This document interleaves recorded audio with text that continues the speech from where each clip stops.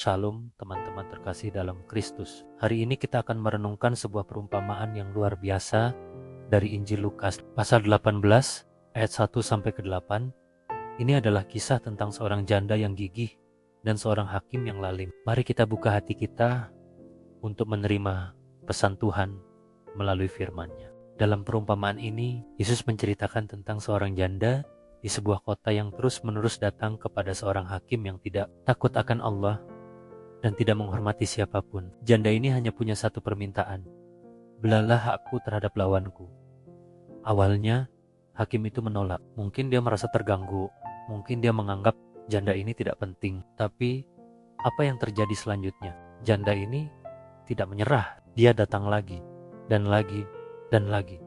Kegigihannya mulai membuat hakim itu lelah. Akhirnya, hakim itu berkata pada dirinya sendiri, meskipun aku tidak takut akan Allah dan tidak menghormati siapapun, tetapi karena janda ini menyusahkan aku, baiklah aku membenarkan dia, supaya jangan ia terus-menerus datang dan akhirnya menyerang aku.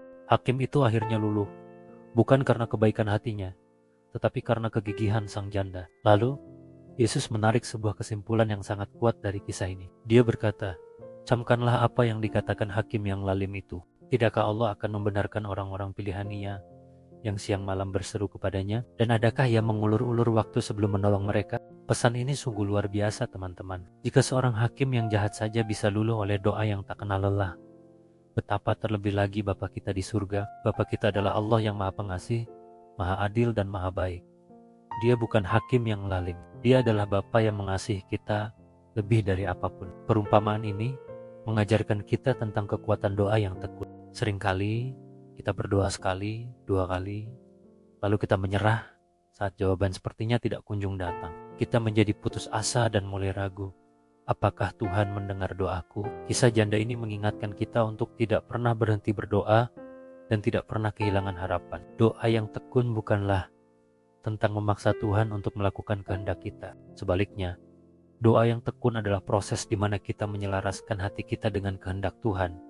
Melalui doa yang terus-menerus, kita belajar bersabar, kita belajar percaya, dan iman kita semakin dikuatkan. Kita menunjukkan kepada Tuhan bahwa kita sungguh-sungguh bergantung padanya, sama seperti janda itu yang terus datang. Kita diundang untuk terus membawa segala pergumulan, harapan, dan kerinduan kita ke hadapan takhta kasih karunia Tuhan, entah itu masalah keluarga, pekerjaan, kesehatan, atau kerohanian. Jangan pernah menyerah. Teruslah berseru kepadanya siang dan malam. Yesus meyakinkan kita bahwa Allah tidak akan mengulur-ulur waktu. Dia akan bertindak pada waktu Nia yang sempurna. Mungkin jawaban Nia tidak selalu seperti yang kita harapkan, tetapi percayalah, jawabannya selalu yang terbaik bagi kita. Dia melihat gambaran yang lebih besar yang tidak bisa kita lihat. Namun, Yesus menutup perumpamaan ini dengan sebuah pertanyaan yang menantang.